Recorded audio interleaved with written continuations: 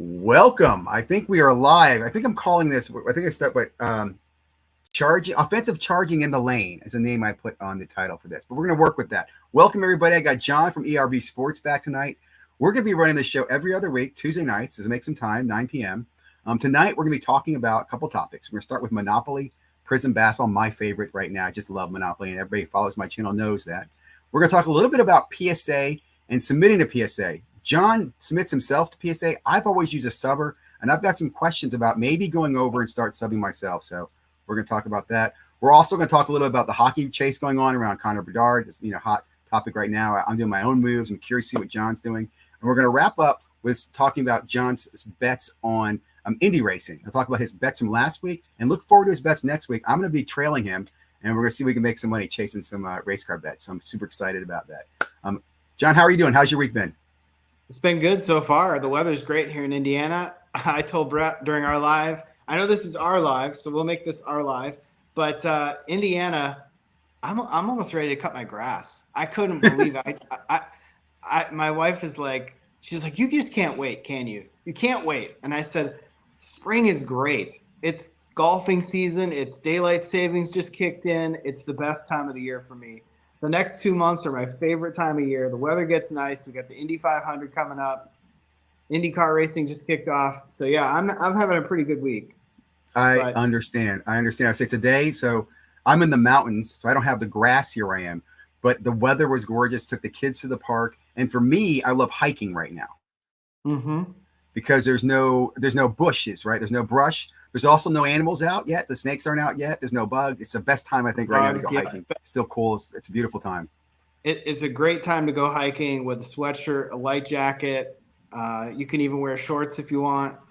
Yeah, it's perfect. No humidity usually. It's great. Absolutely. It's awesome. Absolutely. Yeah, no, so go ahead. I want to ask you about returning the topic here to basketball and about Monopoly Prism. So this product came out last year, and I was a big fan of the checklist. I'm going to give you the highlights last year. It's very similar this year. 100 players or 100 cards. 90 of them are players. Each team has 3 players. So you get your stars, and there's very balanced, right? 30 teams, everybody gets 3 players.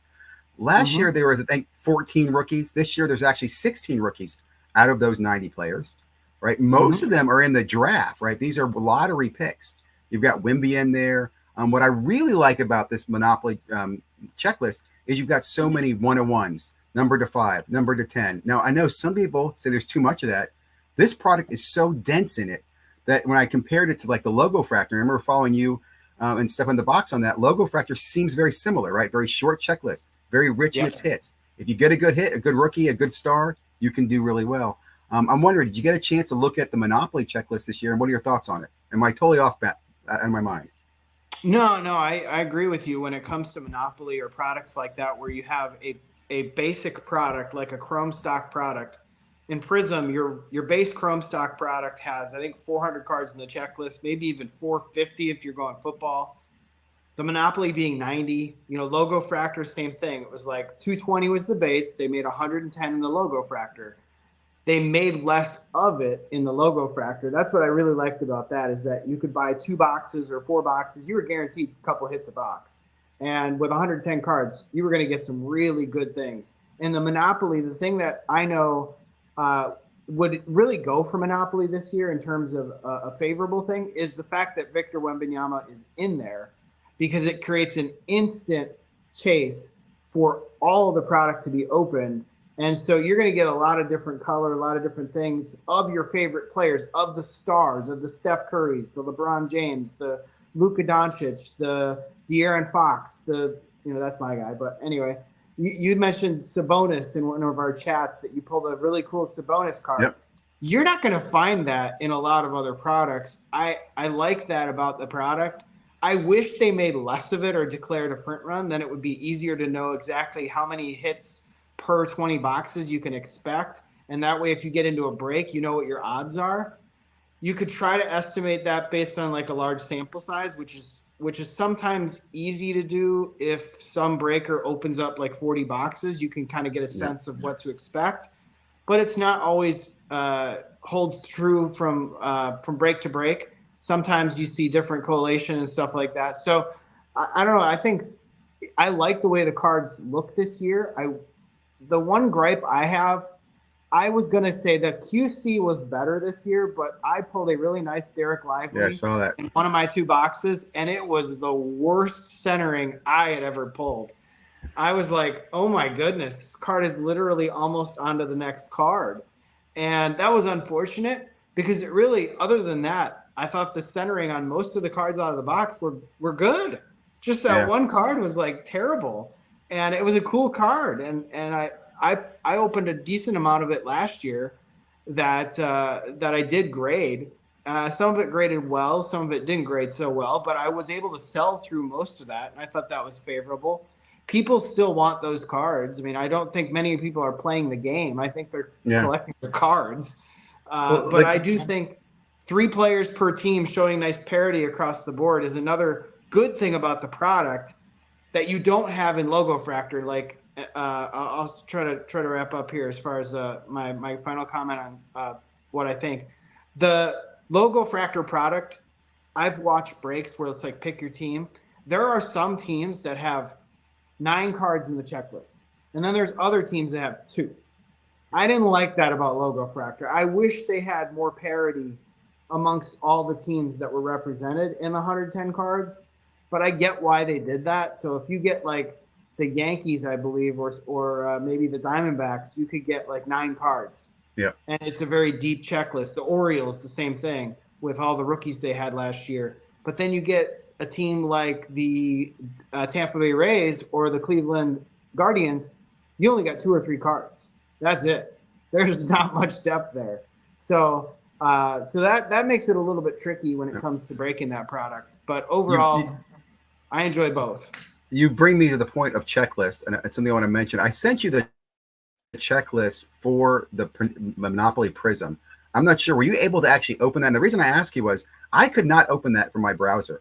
I could open it only from my phone. Then it stopped letting me open it because apparently there's some spam or something about it. And I bring this up because there's terrible checklists out right now. Absolute trash. With Cardboard Connection going, whatever the hell happened to them, I'm blind on that stuff. Yeah, there is a void right now where somebody can do some research. We mentioned it last show where we had the channel that I forget what they're called.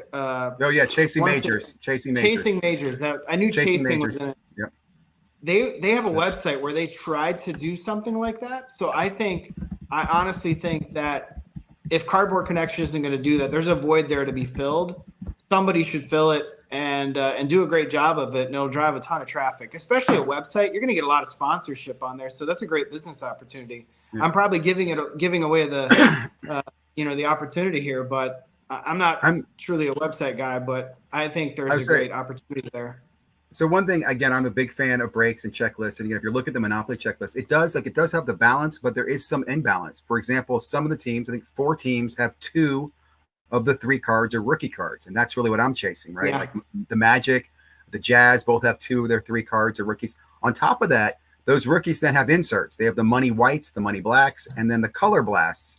And again, certain teams have those, which for me, this is why I feel like it's such a great product to be buying into breaks, right? For example, there's some teams I don't want at all because they have vets that are not good vets. There's no rookies at all. So that's why I've been a big fan of that. And you mentioned the Wimby being in this product. What makes this product even better is, like you said, there's no autograph chase, right? True. But this is really just go get refractors, and there's no redemptions you have to worry about. You know? That's another good point, is no points, no redemptions, and no autographs to worry about redemptions being filled later. I think that taking that off the table is a smart thing to do. I don't know if we want to talk about that topic either, but the cringiness of some of these releases from Panini lately, where the Prism regular hobby with the missing autos or the lack thereof, then this overabundance of points in some of these products that guarantee an auto, like rookies and stars. I've seen so much of that opened, and it's embarrassing. And it's almost like Panini's like, at this point, they're like, we don't have any autos we can put. We can't give away our fake redemptions anymore, or our redemptions that we're not held to. What are we gonna? Well, you know what? We got autos on our website. Just put points in there, and people can get the autos. That's two things. I do know there was an update Paul Lasco said the redemption lawsuit was settled out of court for Panini. Oh, That really? is not good for us in the hobby. It was settled. So in other words, Panini paid off whatever it was. The people had Wow. and again, check out Paul Lesko to get information. Second thing, you were absolutely right. And I'll tell you what pissed me off the most, because I love this Monopoly Prism product. And I've been going out to Targets. I've done a lot of it. I've done 40 boxes easily myself. But then I decided to hold back. So I'm going to budget, because I wanted to buy from Panini Direct. They're going to be dropping the iCollect, which is an exclusive version. Now, last year, I want to let you know, last year, those boxes in a case of 20 had one color blast per case on average. They had a lot more color in them. They had these free parkings. They had white sparkles. The density in those boxes was amazing. I mean, really was a phenomenal product, only through their online direct. This year, fast forward, I'm ready. I'm expecting it to happen. I get a notice from my friend Mike Ham the other day. I have my laptop, my other laptop, my phone. I spent 2 hours trying to get in the Panini website to buy them. I never got in. Never got in. And a lot of other people did not. And all I can think to myself is, in the last 4 years, Panini has made zero investment in a website point of sales. There are NFT companies who have failed, who had better queuing systems where they could get product out to people in a fair way. Topps does it in a fair way. Everybody, I cannot wait for Panini to be out of this business. As much as I buy their products and I navigate them, I look forward to their demise, because you deserve it. You have zero customer success, zero customer support. And you're right about that. They don't give a shit about the autos. They don't give a shit about the Panini points. They don't seem to care anymore. And I think it's really unfortunate, because I think there was a time where you were advocating for us to say, well, let's not just go all in on Fanatics, because we might miss Panini in a couple of years. And that very well could be true. This was a time, though, if you're Panini and you're suing everybody and you're sort of like seeing this end game, why aren't you dabbling a little bit in customer service, even just one iota, to show a little bit of interest in the collector or the hobbyist? And Panini is just squandering opportunity after opportunity to gain any PR. They could be jumping all over these Fanatics mistakes of multiple one-of-ones or poor QC or anything to that extent. They could jump all over that and say, come believe in us. We're signing the good players. We're doing this. We just signed Caitlin Clark. We're showing interest in customer first mentality. But they do none of that. And it's really sad that this is sort of the towel. This is the field you're dying on, is like, you're letting your competitor make tons of mistakes, but you're making worse mistakes. And again, here's what I think about that, because you're right. I have been a fan of Panini. I still will warn that I think we're in trouble with Fanatics. And I do believe that the future could be different. And the reason for that is that these companies really are just run by humans. And sometimes there's a shitty human being running the company. And that's really what it comes down to, because you're right. Some shitty human being at Panini is sitting there cashing a check and going, yeah, I just don't care. I mean, I guarantee you there are other people at Panini who are passionate, who care, who are frustrated, upset. So I am hard on all the companies, but I do believe that things will change. I mean, and I think part of this is that we have a nice voice. People can talk and people will bicker, and some things finally do change. So I don't know. I'm bit like today, that just pissed me off with the website. I mean, not being able to get it. I guess it was yesterday. I was going to say as well, on their website, why have they never fixed the "we're experiencing high volumes" thing? That is the worst message it's never changed over the years. It's what I'm saying. It's lazy. It's so like Topps is like, hey, you're in line. It's busy right now, but you're in line. We'll get you in as soon as we can. And they always queue everybody. Where I feel like Panini is sort of like, we're experiencing high volume. Sorry about your luck. Yeah, well, the problem is Panini's got a dirty history. They've got a dirty history. I know, for example, when they had their web servers crash in 2000, I think it was 2017 on First Off the Line, I heard from a friend of mine who worked at Fanatic or at the Fantastic store, which is Blowout.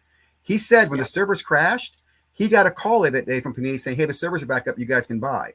The reason I tell you this is Panini will unload to the distributors anything they need to. They'll bulk unload that, right? And I guarantee the same thing with a Monopoly Prism. You'll wait and see where this product comes out, and you're going to go, oh, okay. And this is, again, what disgusts me. I applaud Fanatics for having the Montgomery Club, where I can at least get my 1 or 2 boxes of Sapphire that's distributed to me, and I get 24 hours to buy it. Thank you for that. I don't know why Panini never did that. Another company, I'll just kind of transition a little bit here, is Beckett. I used to love Beckett, right? In fact, Yeah. I was watching a video this week talking about the rise of Panini Prism, and I'm thinking to myself, Beckett used to dominate this market. It really was not until COVID that changed. Everything was graded in Beckett slabs. I mean, that was the way to go. And somehow that changed. And Beckett as a company has done nothing, absolutely nothing to stop that. Like, that's another company I feel like they just don't care. There's somebody there cashing a check going, yeah, I don't care. You know? Yeah. I still trust their grades. I mean, I wouldn't say that the thing I don't know, I own a couple older Beckett slabs that I've Yep. not cracked yet and resubbed to anybody else. I trust the grades on those because they're way old. Those serial numbers are like at least 5-6 years old. I don't. They're like really hard to find cards in good grades, and so I don't really want to do anything with them right now. I have no intention of selling them. They're Yep. all Steph Curry cards, and Well, so again, to me, the market being shifted, like pressured on Beckett to say these are worthless. I don't agree with that because I don't want to say they're worthless, but the company is horrible. Like, I'll give you another example. I've loved Beckett because they used to put, or they still do, and sleeve the card in plastic. They could do a simple damn commercial. You're walking with your box of cards, you trip, all your cards fall into the pool. Oh, shit.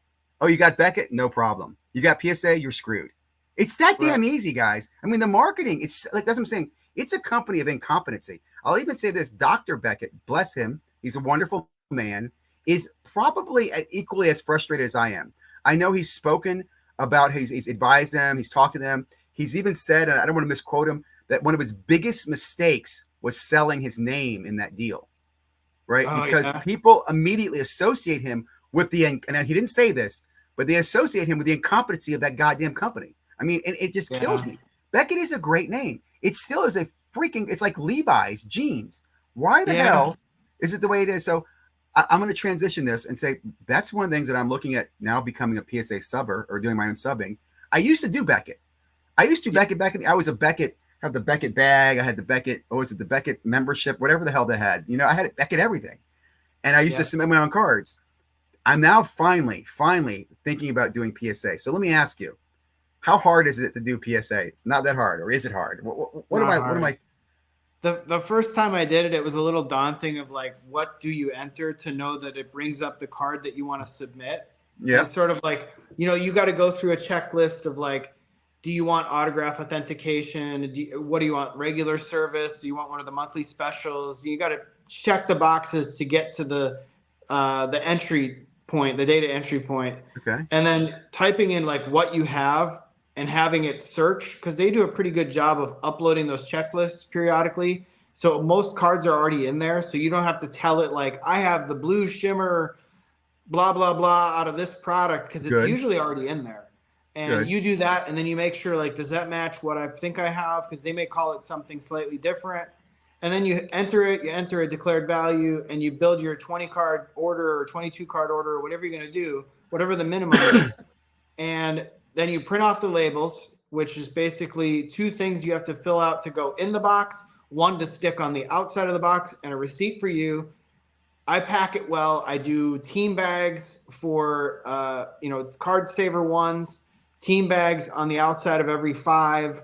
Okay. Put them all together in a PSA box with bubble wrap, with the extra paperwork, wrap the crap out of it, seal it off with tape all around it so it doesn't leak or anything like that, or it can't ingest water, and I ship it out. And so far, I've never had a problem getting a card to them damaged or back to me damaged. It's been pretty flawless. Was I happy with all the grades? No. I ran the metrics. It was a lower gem rate than I would like. It was like 57%, which is not great. But the first order was literally 30%. It was terrible. But there were some big PSA 9s in there that I was able to sell because they're tough grades. There were some HFA Julio Rodriguez. Those are really tough to grade. So you can't be upset with a 9. And so the thing I've always tried is make sure you don't get anything lower than a 9, unless it's a vintage card or it's really, an auto or something like that. But try to nail at least 60% gem. Other than that first order, my gem rate for the year would have been, I think, about 64%. And I submitted about 220 cards. So every order was right over the min. I like the sweet spot of 20 to 25 cards. It made it easy to do cash flow on that. It wasn't like Okay. an overly expensive order where it was thousands of dollars. When I got the order back, I could sell what I wanted to get the money back for cover the grading costs. I keep what I want and I'd inventory the rest and say, okay, whenever this player gets hot or something like that, or some news pops, sell it. And right now I've been selling a lot from the orders I've had for the last year. I did make a few purchases along the way that sort of take a little bit of cash off the table from like having a really big bank balance. But you know what? I'm okay with that. You got to have a little bit of fun once in a while. So I would say if you haven't graded with PSA, it's a pretty seamless process. You're going to be frustrated occasionally. I was frustrated at first with the lot of nines in the first order. I was like, man, 30% gem rate. This is terrible. But there were mistakes I made, and I realized my mistakes. And yeah, so it doesn't always go your way. The two things that have held me back, and I think you're helping me with this. Number one, I've always been concerned about, is it already in there? Because I open a lot of new stuff, right? And I don't want to sit there freaking putting in the wrong damn refractor or whatever. So I'm like, in fact, I got this Connor Bedard card. Yep. This is out of the Upper Deck team set, right? Yep. It's a very basic one, but I'm like, is this even in there yet? I don't know. So I would want to grade this. And that makes me feel good. The second thing is, so look at the card number on the back. You can put in the player's name and the card number on the back. Oftentimes it goes right to the card. Does it give you pictures too at all? Sometimes it does. Okay. I think they've made an update recently that sometimes they can tell you like what that card is, so you can see an image of a similar card and say, oh yeah, that's the one. Sometimes I've made mistakes when it comes to what I called a card, and then they'll correct it during the research and ID and say, is this what you meant? And you can let me know, or you disagree. And so if they provide a little more context and then I go to eBay or something, I'll be like, okay, yeah, that looks right. Then I was wrong. But they always fix it. So two other quick questions. I was like the ordering of how you're putting them in order. Is that a big deal? Like you talked about, you put 5 in a team bag. Okay, so I'm assuming if I'm doing 30, I'm basically doing like 6 bags. I'm just stacking the bags, bag 1 of 6, right? Is as easy as that? Yep. Just making sure. Yeah. Okay. That's all I do. I do. If I do 5 face down, next 5 face down, I build my stack of 30. They're in order. I put them at the bottom of the box, bubble wrap around them, put the paperwork with it, shut the box, tape it shut. Then I'm done. The other question. So for example, I'm thinking about sending my Wimby Monopoly prisms in. I have a couple that are color, right? They're going to have a higher value, and then a couple and a bunch that are base. Do I separate? Do I put like, I expect this one should be a $500 card, or I just put them all in the same category? You know what I'm saying? Like, do I put them all in the $19 value, or do I separate them? Should I separate them? I always try to make them upcharge me. Okay, so I put in whatever if they're running a special and it's $500 declared value and under, I'll try to put everything that I'm submitting for one order in the same lot. And if they're going to make it a 10 and it's a $2,000 card, they should upcharge me or try to upcharge me, and we can go that route. But I don't like break those up. I just do it all in one shot. And then have you ever paid extra for bigger cards, like a card that is a $500 or $1,000 card? Do you break that up and send it as a 1 or 2s, or do you send it in with I always send them in together. But ironically enough, in the 220 cards that I've submitted, I never got upcharged one time. Wow. I don't know if that means cards. Maybe I don't have the biggest of cards that I've sent in, but I had a lot of $300 to $500 cards that I sold. Lots of them. I had at least 10 of them. So I never got upcharged when they were at the $199 declared value. I never got upcharged when it was $499.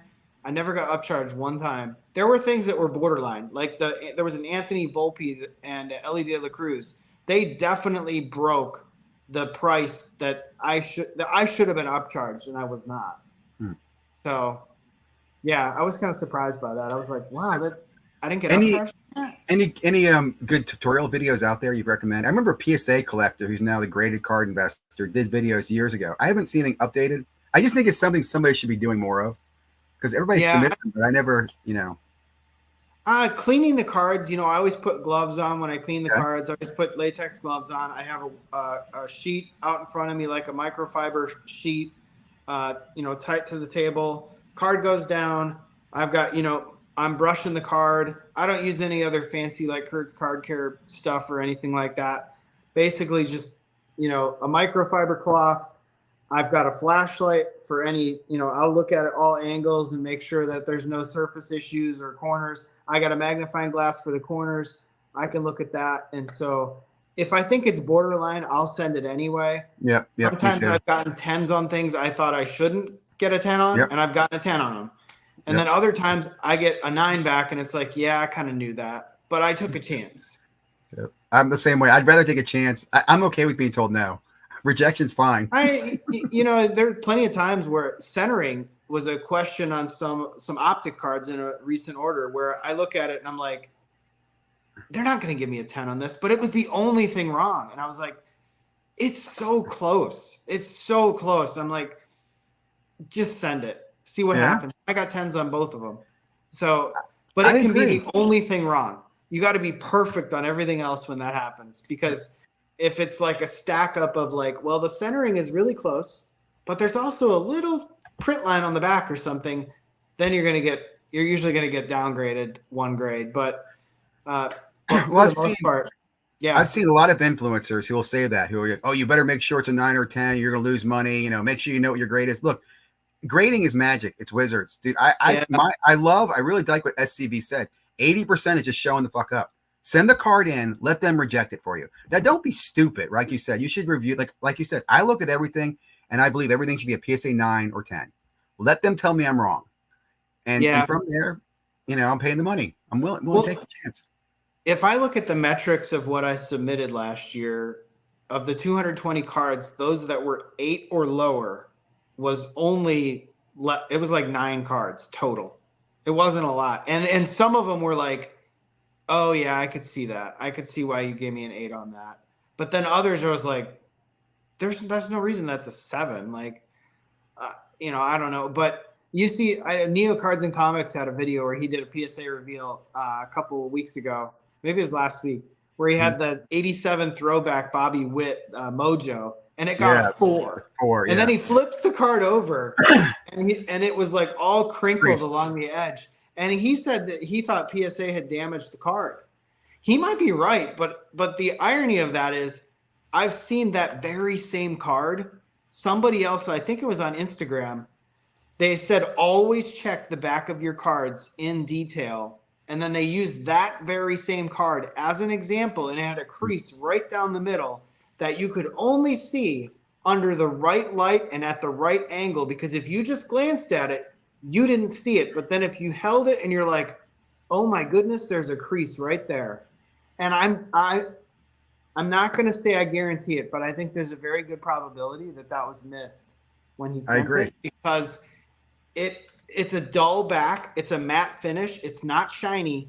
Yeah. You got to have the light just right to see it, because it's hidden. Yeah, I agree. I've heard that from other people too. Say the same thing. I've also heard that some of the cases in SGC were damaging the cards in the holder.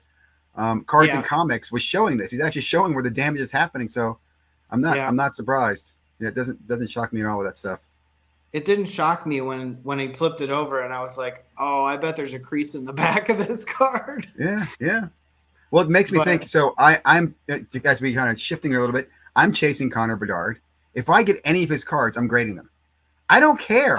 You know what I'm saying? Like, you're gonna have to tell me it's not. Now I know they're paper. A lot of them will not gem, but I will take a 9.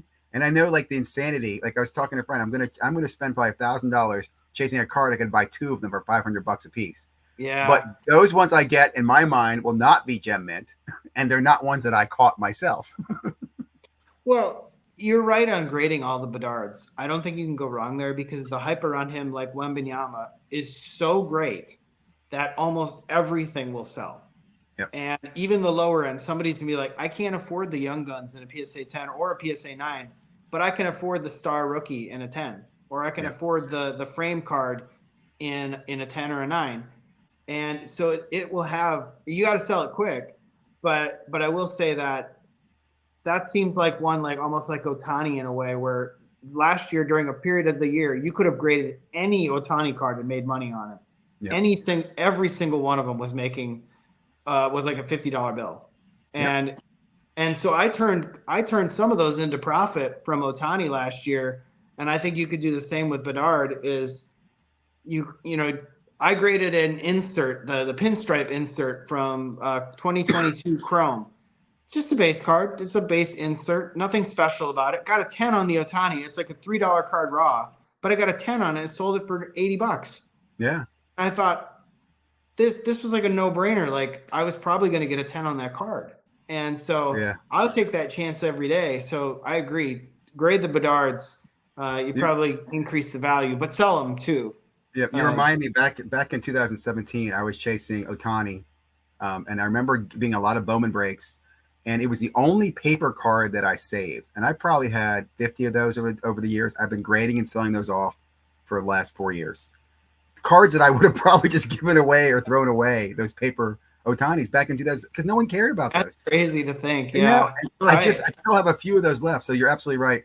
Are you chasing Bedard? Are you going to be chasing the retail? Or what's your play there? It's a tricky spot, right? Yeah. It might be too late because I missed all the Target drops and I haven't gone. I didn't get a single box on any of the Target drops that happened, or the Walmart drops. I was trying to go after the tins and they sell out right away, or the bots are after them, and it is just really hard to come by. I haven't seen them show up anywhere else, like a Card Giants or anything like that. I might, if that happened, sometimes hockey product shows up on there, maybe go after that. But for me, unless I can get my hands on any of it, I think I might have missed it. So, but I'm pretty sure they printed a lot of it. There's probably waves and waves of this that we'll see over the next couple months. You're also going to have the E-Packs. I don't know if you're an E-Pack fan. That's true. That's true. Yeah, I forgot about that. And I'll say, so I've been following this for a long time. I'm definitely a bandwagon fan to hockey. I don't follow it normally, but I've been planning for Bedard for a while. So I did buy a case of blasters. I paid a little extra for that. I got that for $900 ship. That's $45 a blaster. That's, a little more than I want to pay, but I got one coming. I did look at doing a case break. They were $2,000 for a case. I'm thinking, you're almost guaranteed 1.75 Bedards. You have a chance at all the numbers, the $1 million. There's a lot of play there. That went up to $2,500 now. So I decided, again, not to do the full case break. I'm pulling it back. I'm going to do the 800 or the 900 on the case right now, retail. And then I'm still making a play in my area for retail. Retail is not hit here. Like, we have not seen in our Walmarts or our Targets any of the Series 2 yet. So I'm hoping to snag some tins when it hits there. But I'm definitely going to make a play. If I see tins in retail, if I go to a Target, and usually the restock days on the Target by me is on Monday. That was yesterday. I went there and they didn't have anything. So they didn't. I mean, I might have missed it, or they could have just not had it yet. But there wasn't really anything I wanted. I didn't actually go check for Monopoly Prism. Now that I think about it, I should have done that. It's usually not in the section where the cards are. You got to go back by the games. It's in the games. But yeah, I didn't check that out. But yeah, as far as chasing that goes, I know Brett's a Chicago guy, and he tells me every Target or Walmart or wherever, he's like, they're all sold out. And I was like, how do you know they even had it yet? Like, did you see the tag and it's blank? And there's like this void where the Series 2 would be, or did they have some of them? Yes, some of them I've seen that, but not in my areas. I've not seen any cases. Nothing's shown up, and I've even talked to some of the stockers. They have not seen Series 2 yet.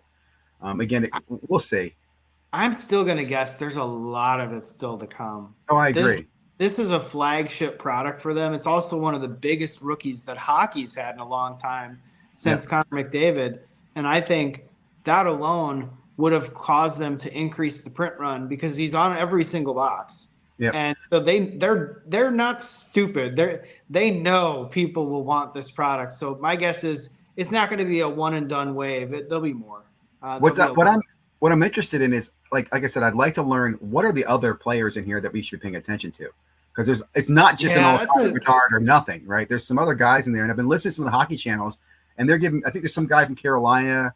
I forget his name. I wrote it down earlier, but there are some good ones. Which I'm telling people, that's the cool thing about this. If you're in the chase, you learn about the product. You learn about these dazzlers, right? You learn about these the frames and stuff like that. So it's definitely fun, different chase. I'm loving it. I love, like I said, I love that part of the hobby, chasing the big rookie card.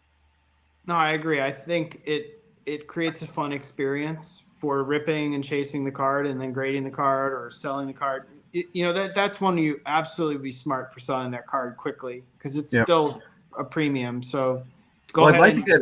I'd like two of them. I want one to sell now and one to stick away forever, or for a longer period of time.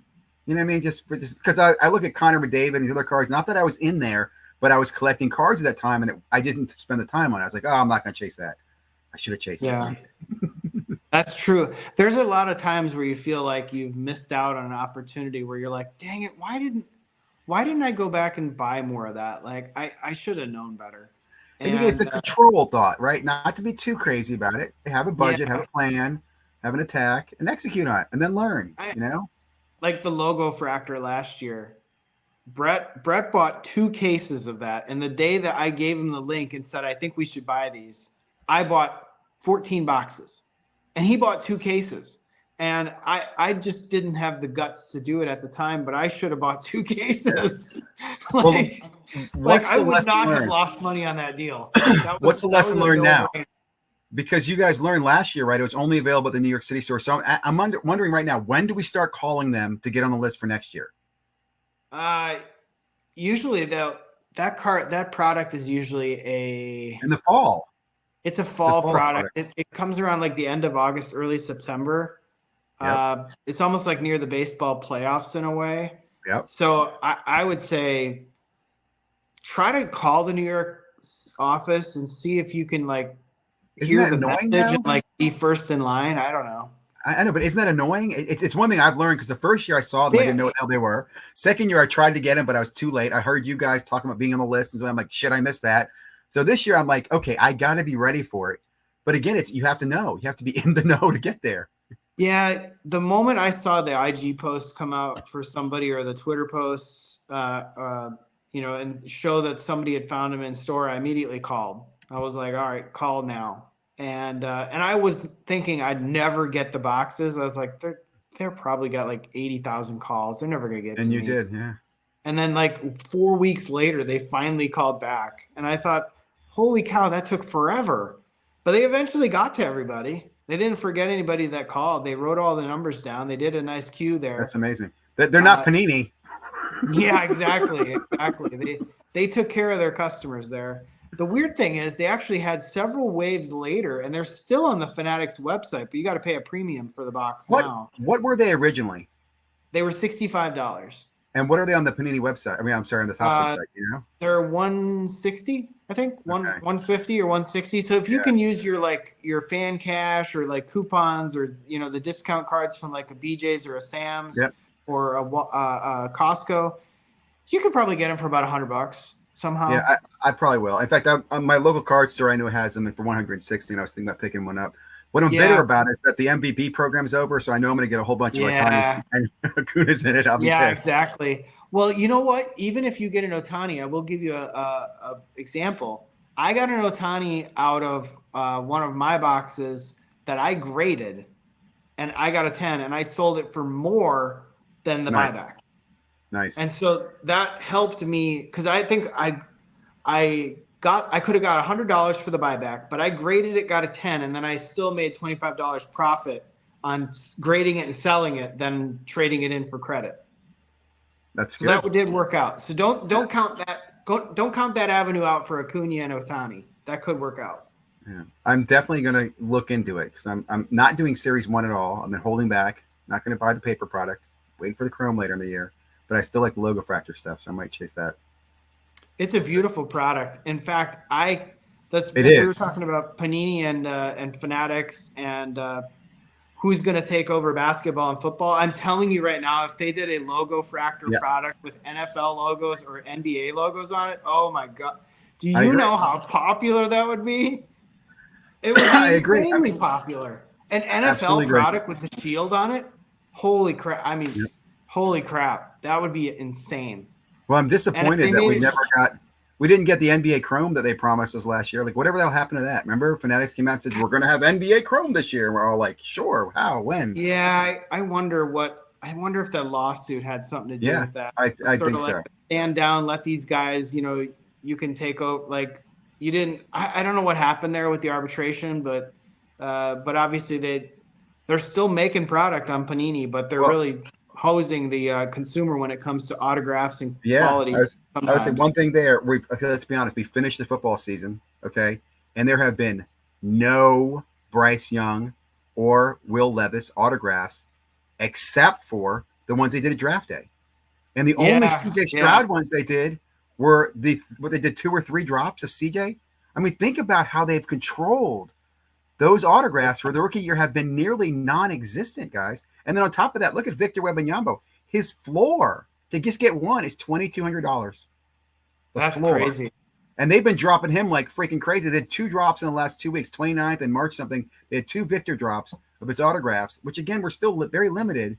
But it again, I'm irked by that. Like I don't know. It feels wrong. Like we're gonna look back at this in a few years and think we're gonna have a different valuation this time period. You know what I'm saying? Yeah, no, I agree. I think it's going to be like the 2009 time period all over again, where you have like Steph Curry's rookies are all kind of weird.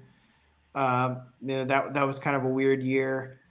And I think it's kind of sad to think like years from now, the actual autographs that people will get are going to be in non-rookie products from years later.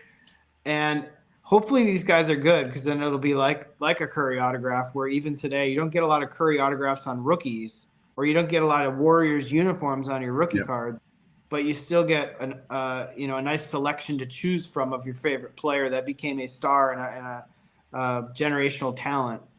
Not that he's a generational talent, but you know what I mean. He's a really he will go down as one of the all-time greats, the best shooter of all time.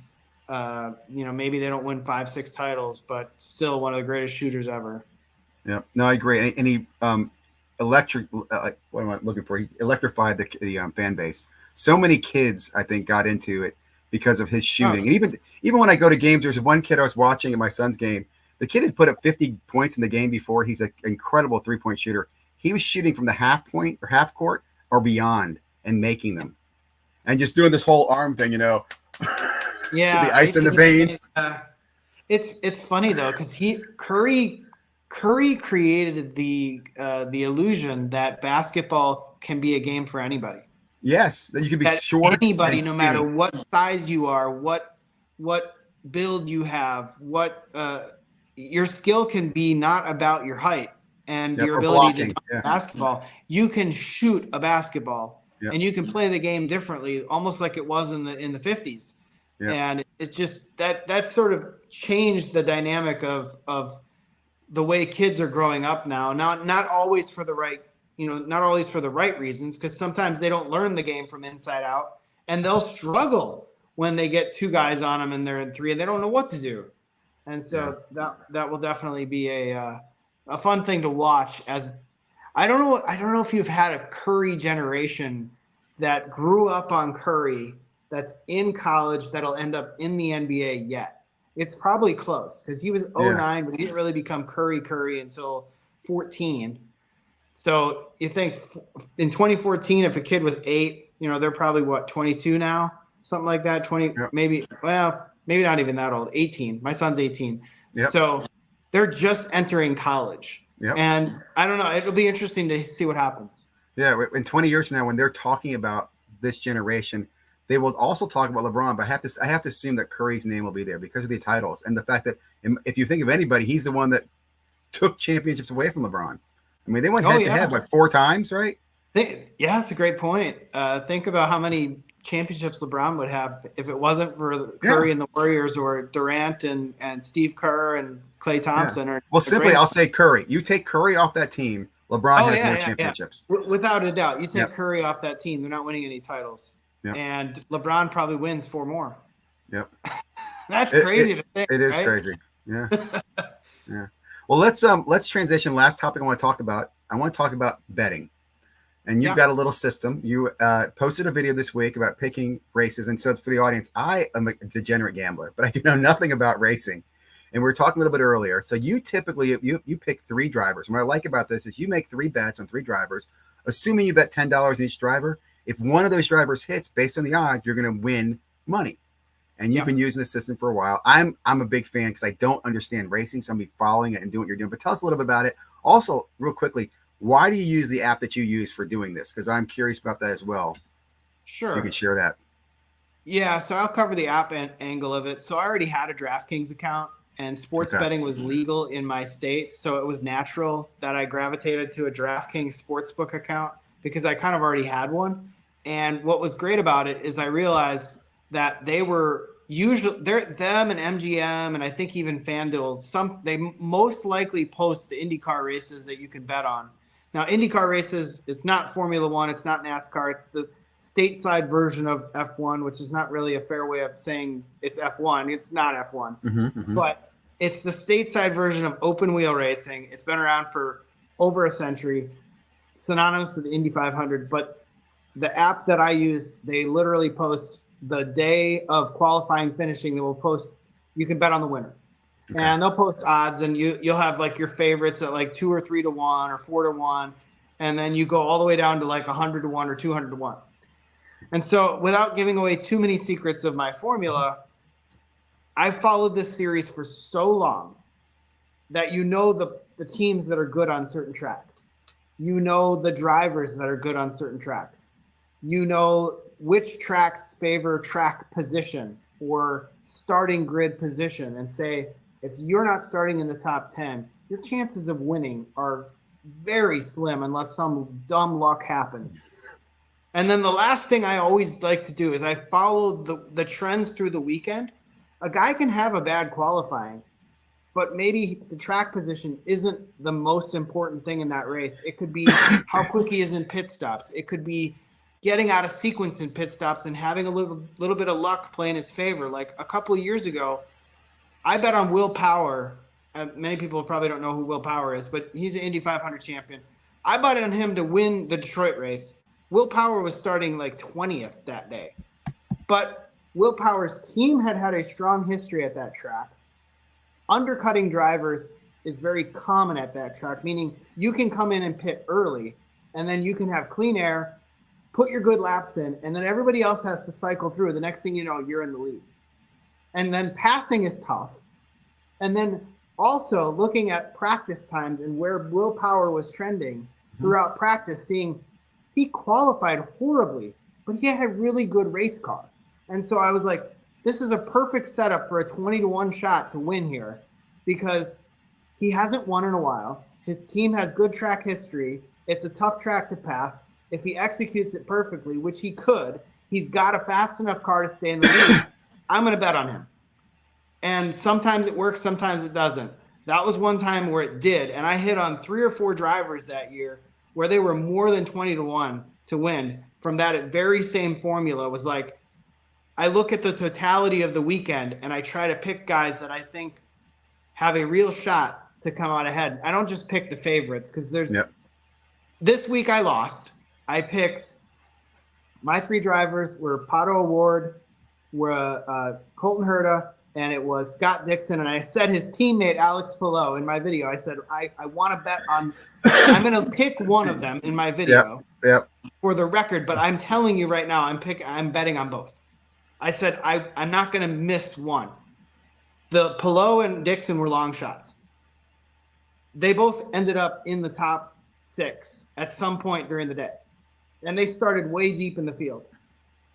Pato O'Ward never led, but he was second the whole race. And the only thing that spoiled it was Team Penske. I didn't bet on Team Penske, but they were the pole sitter and they were elsewhere in the top 10.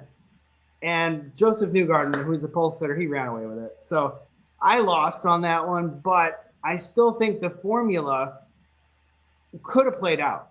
If Joseph Newgarden would have dropped out, I would have won.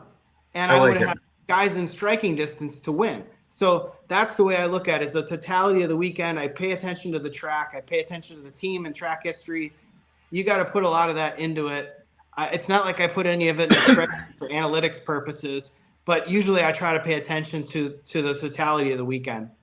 But what I like is, again, you're spreading your risk with three players, right? And you're betting so that if any one of those 3 hit, you're going to make money. I've seen similar systems in the table games. And then you have the research, right? You know the sport, you know the insides and the outsides.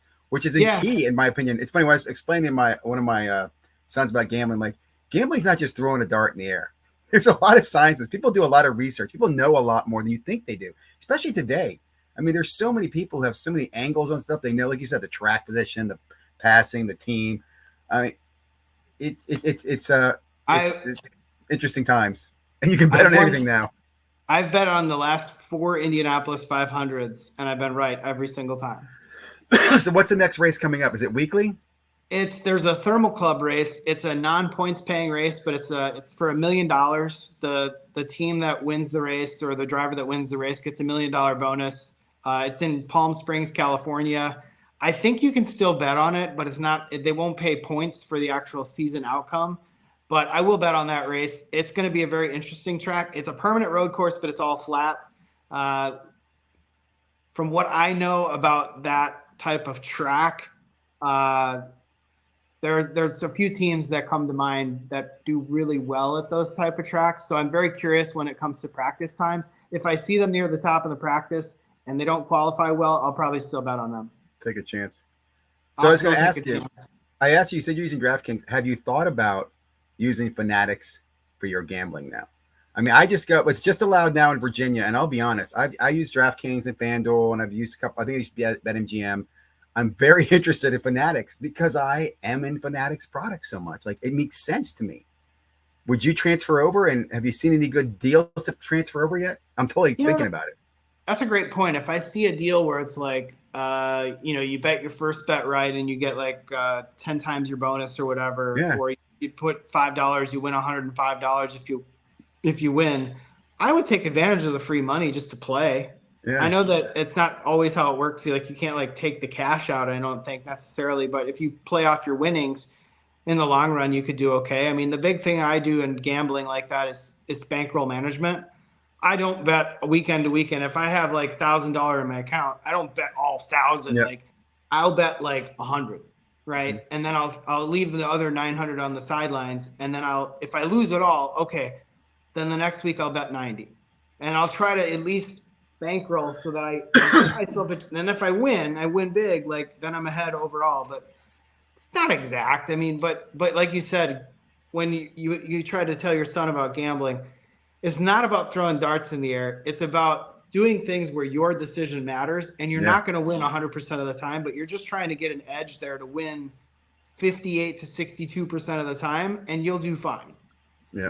But as long as you're consistent and have a system, and with racing like that, last year I was a 55% winning percentage. The year before it was 80. It was a great year. I couldn't lose. Last year was like 55%, but I'm 0-1 this year, but we've got 20 races. I still like my chances to finish out ahead for the season. I'm excited, man. I'm definitely gonna check it. Anything else you bet on besides racing? Do you bet on basketball, hockey? I mean, I do parlays and stuff in the NBA playoffs. I mean, I'll bet on that. And I do for daily fantasy. I mean, I do a lot of daily fantasy. I try to do single entry lineups when I can. If I can fit it in and do a little bit of light research. But lately, the thing that I've been doing is pick six. DraftKings has a pick six. That's harder than you think. But I know. It's you're trying to bet the over under of whatever they say. If it's 22.5 points, you say it's over 22.5 or under. So it's like, well, if De'Aaron Fox one night is like 25.5, over or under, and so you're trying to just find those edges of like, where do you think the guy is relative to like what they're saying the over under is, and what are his trends? If his trends are that he's under his average for 4 games in a row, the mean would say he's probably going to be over that average eventually. Yep. So you bet the over, right? And so I try to look at that and say, what trends can I look at here in terms of who they played? Did he play the whole game? Was it a blowout? Is this a game where he's going to need to play well for them to have a chance to win?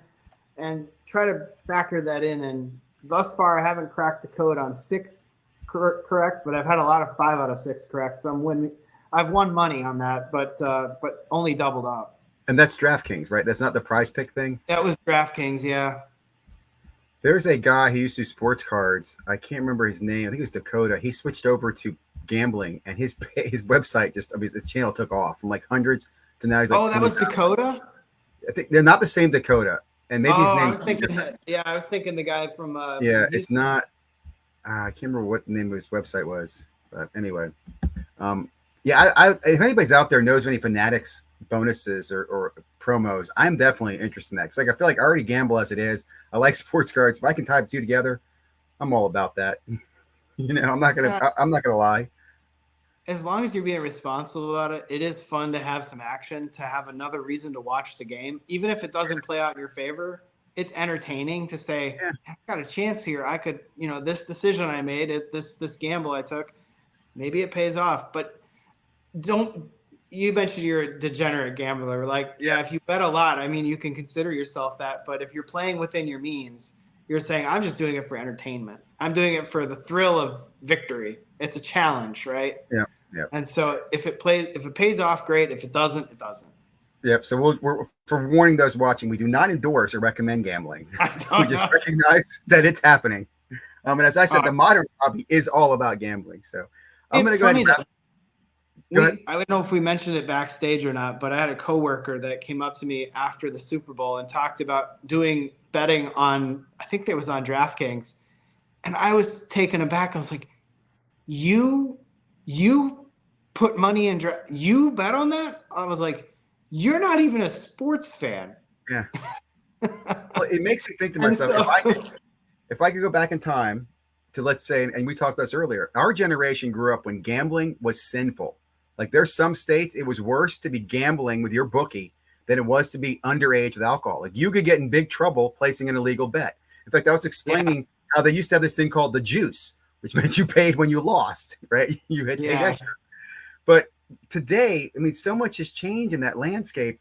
I'm I'm shocked by it all. I guess I'm still blown by how fast you can gamble. These in game get it betting you can do. You can bet on yeah, every single angle.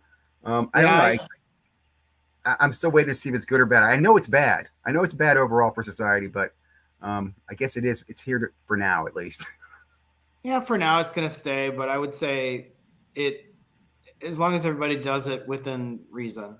I mean, don't do Yeah, it where it wrecks your life, but if you want to but do they, it to have a little bit of fun during the Super Bowl, by all means, go have some fun. yeah, You but we were going know to they're do not. that anyway, right? Yeah. You're going to have the squares game or the numbers, and Oh, people do that anyway for office pool purposes. yeah. You were Well, going to do fantasy football, and so what's you the made me think difference? about that. What really made gambling legal, if I think about it, was fantasy football. I think That's fantasy football true. broke that because it was the first thing where, you, like you said, you had people who knew nothing about sports who were playing this game, who got into it, right?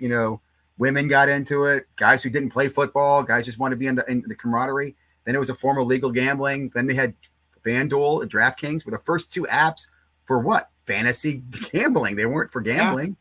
And now those are the two anchors for gambling. It's amazing. It's been amazing. So I'm going to go ahead and cut this off because we're up at our hour and I want to keep things at an hour. I do encourage people to leave comments, suggestions, questions for next 2 weeks from now. In fact, 2 weeks from now, when we come back, we're going to be in March Madness. So we'll make some picks, predictions, maybe have some bets. I'll come up with some bets for March Madness, who I'm going with. I've got a plan on that. I normally take the underdogs in the first week. I bet like units on those and see where I go after that. But more to come, man. John, thanks again. I really enjoyed this. It's been fun. And everybody in the chat, thank you guys for being here tonight. Really appreciate the support. Not a problem. Hey, thanks for Michael Ham watching. Didn't know he was Yeah. watching. If he Yeah. hasn't subscribe to my channel. It is free. He hit the Connor today in retail. Him and I were chasing retail. He got his boxes from Walmart. First box he opens gets a Connor Young Gun. So congrats, Mike. I'll be chasing later on this week. Nice. Thanks again, guys. All right.